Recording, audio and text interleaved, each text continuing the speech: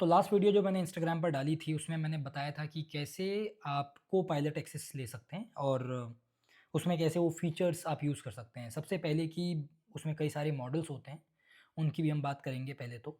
और इसके अलावा हम बात करेंगे इस बारे में कि जो रिक्वेस्ट्स की एक लिमिट है क्लाउड ओपस 4.6 की। जैसे कि आपके पास जब आप वो गिटहब का प्रो लिखते हैं जो कि स्टूडेंट्स और इवन टीचर्स को भी बिल्कुल फ्री में मिलता है। तो वहाँ पर आपको ओवरऑल 300 प्रीमियम रिक्वेस्ट्स ही मिलती हैं।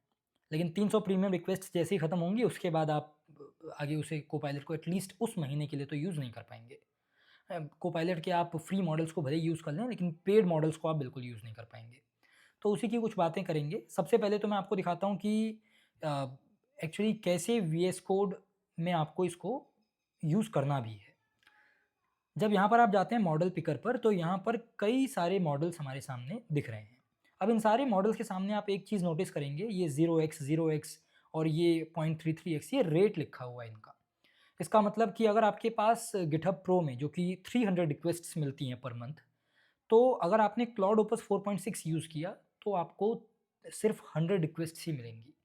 एक रिक्वेस्ट 3 गिनी जाएगी क्योंकि ये प्रीमियम मॉडल है और प्रीमियम मॉडल है तो आपको उसे इसी हिसाब से यूज़ करना भी चाहिए।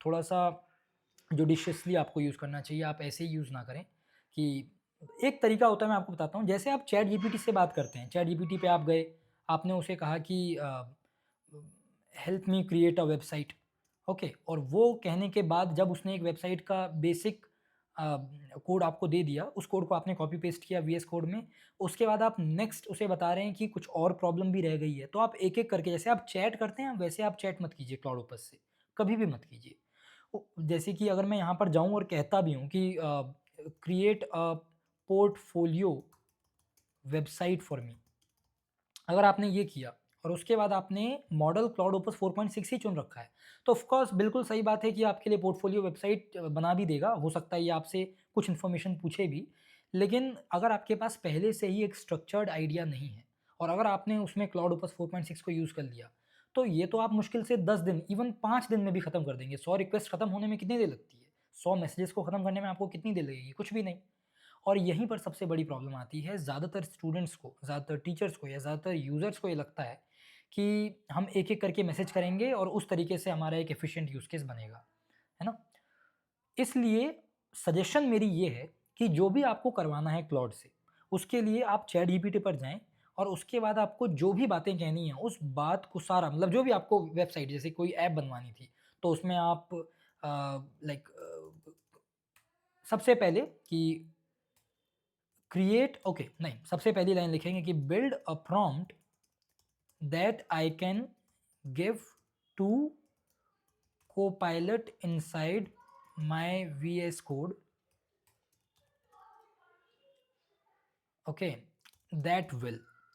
और उसके बाद यहाँ पर आप अपना जो भी लंबा सा जो भी मतलब आपकी रिक्वायरमेंट्स हैं वो सारी रिक्वायरमेंट्स को आप यहाँ पर टाइप इन कर देंगे।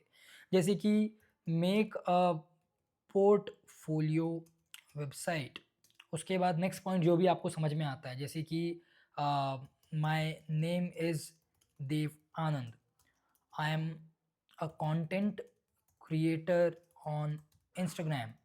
ये सारी बातें आपने एक-एक करके पॉइंट बाय पॉइंट लिख दिया। आप ध्यान रहे कि आपने कुछ ख़ास मिस ना किया हो। कुछ चीज़ें मिस की होती हैं तो वो तो ह्यूमन एरर में काउंट हो जाती हैं, लेकिन ज़्यादातर कोशिश करें कि आपको एक ही बार में जितनी बातें कहनी थी वो सारी की सारी आपने इसमें लिख दी। और ये लिखने के बाद आप लास्ट में या शुरू में भी ये बात लिख सकते हैं, वैसे मैं लास्ट में लिखना प्रेफ़र करता हूँ कि also test the features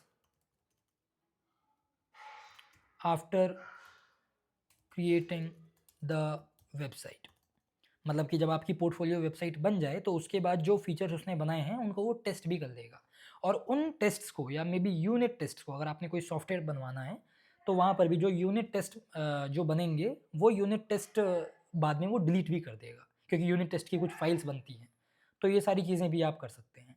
okay, so alright, तो यहाँ पर मैं जाता हूँ और अभी मैं सिर्फ स्क्रीन दिखाता हूँ एंड ऑलराइट, तो यहाँ पर जाने के बाद मैं यहाँ पर ये सारा प्रॉम्प्ट लिखूँगा और वो प्रॉम्प्ट लिखने के बाद मैं एक ही बार में बस वेट करूँगा इस बात का कि ये पूरी की पूरी वेबसाइट बन जाए और वो वेबसाइट बनने के बाद फाइनली आपके पास रिज़ल्ट होगा। This is the correct way of using it actually.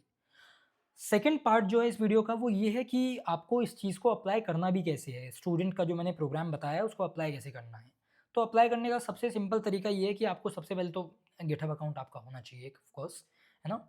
वो होने के बाद आप यहाँ पर जाएँ और सेटिंग्स में जाने के बाद आपको बिलिंग एंड लाइसेंसिंग में यहाँ पर जाकर के आपको करना है एजुकेशन बेनिफिट्स में। ओके, और यहाँ जाने के बाद यू सी ये सारी चीज़ें मिल जाएँगी।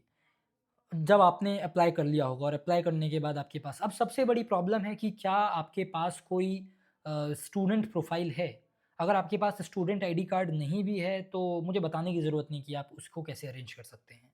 अब पहला तो जेमिनी है ऑफ कोर्स, है ना? मैं ज़्यादा नहीं बता सकता इस चीज़ को। तो आप उसे क्लेम करने के बाद किसी तरीके से जब आपको ये क्लेम मिल जाए, जो कि अप्रूव तो 5 मिनट के अंदर हो जाता है, लेकिन 72 आवर्स के आस-पास बाद ही आपको सारे बेनिफिट्स एक्सेस मिलते हैं।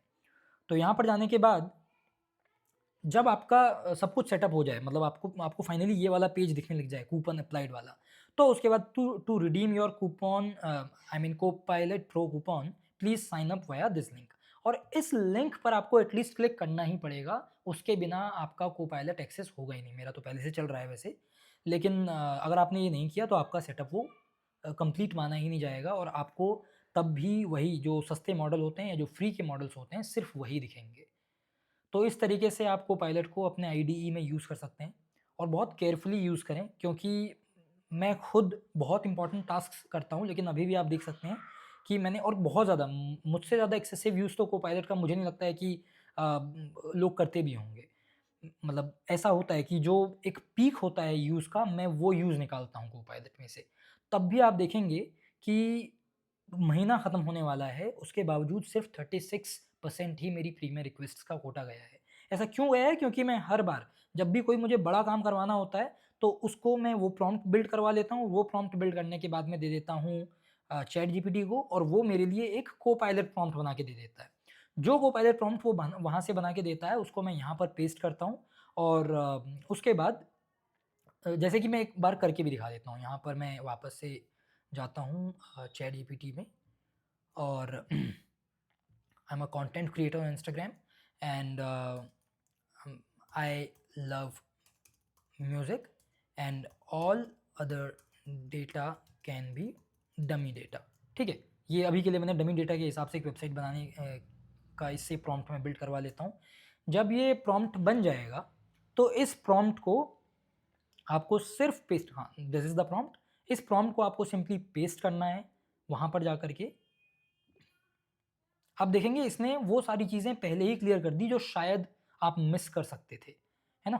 तो रिक्वायरमेंट्स हैं और use dummy data for Instagram states वगैरह, ये सारी चीज़ों का डमी यूज़ कर लेगा वो, और डिलिवरेबल्स। तो this is the prompt that will actually work और बहुत ही बेहतर ढंग से काम करेगा, क्योंकि पॉइंट वाइज़, बुलेट वाइज़ आप जितना ज़्यादा क्लियरली बता पाएँगे कोपायलट को, वो उतना ही एफिशिएंटली काम कर पाएगा। ये प्रॉम्प्ट बिल्ड हो जाने के बाद इसे आप कॉपी करें और यहाँ पर जा कर के आप पेस्ट कर दें और मॉडल आपने क्लाउड ओपस 4.6 चुना हुआ है। जैसे आप इसे सेंड करेंगे, ऑफ कोर्स मैं इसे नहीं करना चाहता हूँ क्योंकि मेरे पास भी लिमिटेड कोटा ही है और मुझे अभी इस महीने और भी कुछ काम है, भले ही अभी ख़त्म नहीं हुआ है, कल 28 तारीख भी है, लेकिन मुझे बहुत कुछ काम पड़ सकता है। एनीवेज़, जब आप इसे सेंड करेंगे तो उसके बाद आपके सामने ये वेबसाइट बना करके दे देगा और फिर आपको दिखेगा कि आपने कितना एफिशिएंटली पूरे कोपायलट को यूज़ कर लिया। इसके अलावा कुछ और बातें कर लेते हैं। सबसे पहले तो 3 मोड्स होते हैं इसमें। एक मोड होता है एजेंट, एक होता है आस्क और एक होता है प्लान। अब प्लान मोड बहुत ही केयरफुली डिज़ाइन्ड मोड है मुझे लगता है। इसका फ़ायदा ये है कि मानो कि आप कोई वेबसाइट बना रहे हो या कोई एप्लीकेशन बना रहे हो और वो एप्लीकेशन बनाने में आपको पहले ही मान लो मैंने ये प्रॉम्प्ट दे दिया, अब जैसे ही मैंने ये प्रॉम्प्ट दिया ये तुरंत बिल्ड करना स्टार्ट कर देगा। अगर ये तुरंत ही बिल्ड करना स्टार्ट कर देगा तो हमें ये नहीं पता है कि इसकी प्लानिंग कैसी रहने वाली है, उस प्लानिंग में क्या पता कोई फॉल्ट हो, ये कैसे उस टास्क को अचीव करने वाला है वो आपको नहीं पता है। तो इसीलिए जब आप प्लान मोड चुनते हैं, जब भी आप प्लान मोड चुनते हैं यहाँ पर, तो प्लान मोड चुनने से ये हो जाता है कि सबसे पहले वो आपको ये दिखा देगा करके कि एग्ज़ैक्टली ये करने क्या वाला है ना? ये करने क्या वाला है और जो भी ये करेगा जो भी ये करेगा वो आपको यहाँ पर दिखेगा कि एक पूरा का पूरा एक तरीके से स्क्रिप्ट ही बना देगा। जैसे मूवी की स्क्रिप्ट होती है, वैसे ये स्क्रिप्ट आपके सामने बना के रख देगा। अब आप उसके थ्रू मतलब गो थ्रू कीजिए और उसके बाद आप ये समझिए कि क्या ये सच में आपको ऐसा ही प्लान चाहिए था या इसमें आपको कोई बेसिक चेंजेस चाहिए थे? अगर आपको चेंजेस चाहिए थे तो आप साथ में इसे वो भी बता दीजिए, और वो बताने के बाद आप उसे जैसे ही लेट्स से जैसे कि मैंने प्लान किया, है ना? अभी मैं प्लान वाला काम कर देता हूँ और इसे मैं सेंड कर देता हूँ। Okay, so right, let it work a little bit. और जब ये काम करेगा तो आपके सामने एक फुल्ली फ्लेजेड एक प्लान रेडी होगा, और जब वो प्लान बन जाएगा तो उसके बाद वो कहेगा एग्जीक्यूट इन एजेंट मोड। तो जैसे ही आपके पास एक प्लान बन गया उसके बाद आप एजेंट मोड पे क्लिक कीजिए और अपने आप ही वो एजेंट मोड में स्विच हो जाएगा, और उसके बाद आपकी वेबसाइट टोटली क्रिएट हो जाएगी। So this is the plan, Dev Anand portfolio website ऐसी ऐसी बनेगी, एंड ये सारी चीज़ें होंगी, ये ऐसे ऐसे करने वाला है। पहला स्टेप लेगा ये पोर्टफोलियो के फोल्डर के अंदर index.html करेगा, और ये सारी चीज़ें करने के बाद ये आप प्लान पूरा पूरा गो थ्रू कीजिए, और अगर आपको बिल्कुल सही लगता है तभी जा कर के आप नेक्स्ट स्टेप पे जाइए, विच इज़ एक्चुअली बिल्डिंग। अब इसमें ये हो जाता है कि पहले ही अगर बना के रख देगा तो फिर थोड़ा बहुत चेंज करना मुश्किल हो सकता है, लेकिन आपने पहले ही प्लानिंग देख ली और आपको वो प्लान बिल्कुल सही लगता है तो आप उसमें बिल्कुल जा सकते हैं। और आप देखेंगे कोपायलट जो है 36% चला गया। आई डोंट रिमेंबर ये 36% ही था या इससे कम था या 35 था, क्योंकि जब मैंने प्लान मोड पर क्लिक किया है तो did did it actually count, और ये राइट। और जैसे ही आपने स्टार्ट इम्प्लीमेंटेशन पर क्लिक किया होता तो अपने आप ही, जैसे कि मैं अगर मैं कर भी देता हूँ तो वो पोर्टफोलियो नाम से एक फ़ोल्डर बनाएगा, और एक्चुअली इन सारी चीज़ों का इम्प्लीमेंटेशन इन्हीं स्टेप्स में, जो स्टेप्स इसने पहले बताए हैं, वो करेगा। आपके अगर आप स्टूडेंट हैं तो आपके लिए बहुत ही यूज़फुल सी चीज़ मैं बताता हूँ। कभी भी जो ये बीच में रीज़निंग वाला पार्ट जो होता है उसका पढ़ के ज़रूर देखें। आपको ये समझ में आएगा कि इंटरनली ये कैसे सोच रहा है, और आपको भी उसमें अच्छी खासी मदद मिलेगी आगे सोचने में। जैसे कि प्लान क्रिएशन, तो देखिए प्लान ये वाला मोड है, ये इसने काम खुद किया इंटरनली, ये थिंकिंग मोड है इसका। तो यहाँ पर आप जाएँगे तो देखेंगे कि इसने एक्चुअली में इस दौरान थिंक किया कैसे है। The user wants me to create a modern responsive portfolio website for Dev Anand, है ना? Content creator on Instagram with interest in music वगैरह, वगैरह करके ये पढ़ा कीजिए आप। तो आपको भी समझ में आएगा, क्योंकि यहाँ तो इसने बहुत बेसिक सा रीज़निंग की है, लेकिन आगे जाकर के जब टफ़ टास्क्स आते हैं, तो उनके लिए वो बहुत अच्छी खासी रीज़निंग करता है ना? तो जैसे कि ये है, checked for workspace directory and वगैरह, वगैरह। तो ये सारी चीज़ें करता रहेगा। This is my context window, जिसकी मैंने एक वीडियो में बात की हुई भी है। कॉन्टेक्स्ट विंडो करीब-करीब 128 टोकन्स की है इसमें, क्लाउड ओपस 4.6 में। इसका मतलब हो गया करीब-करीब 1,28,000 टोकन्स तक। ये हालाँकि छोटा है, असल में क्लाउड ओपस जो कि क्लाउड ओरिजिनली देता है उसमें शायद 1 मिलियन टोकन साइज़ है, टोकन लेंथ है, कॉन्टेक्स्ट विंडो है बेसिकली। तो यही कुछ चीज़ें थी। मुझे लगा कि बहुत सारे लोगों को कन्फ्यूजन है, तो मुझे लगता है कि इस पर अ, एक कवरेज देना चाहिए था। तो प्लीज़ आप मुझे बताएँ कि अगर आपको कोई और भी प्रॉब्लम आ रही है तो I will try to answer them in my comments. और अब थोड़े समय में मैं कंटेंट क्रिएशन में और इवन इस टीचिंग में मैं बहुत अच्छे से, बहुत डीपली जाना स्टार्ट करूँगा, और अब वीडियोज़ रेगुलर और साथ ही में आपको और बेहतर ढंग से दिखना स्टार्ट होंगी। मतलब कि थोड़ा-सा मैं कंसिस्टेंट भी हो जाऊँगा, और वो वीडियोज़ एक्चुअली बहुत ज़्यादा यूज़फुल भी होंगी। आपने नोटिस भी किया होगा पिछले कुछ दिनों में मैंने कोई ख़ास कंसेप्ट की वीडियो नहीं डाली थी। उसका सिंपल रीज़न यही था कि मैं अभी भी फिगर आउट कर रहा था कि मुझे एक्चुअली करना क्या है और करना कैसे है। But now I have that idea, और अब मैं उस पर इम्प्लीमेंटेशन पर काम स्टार्ट करूँगा। Thank you so much.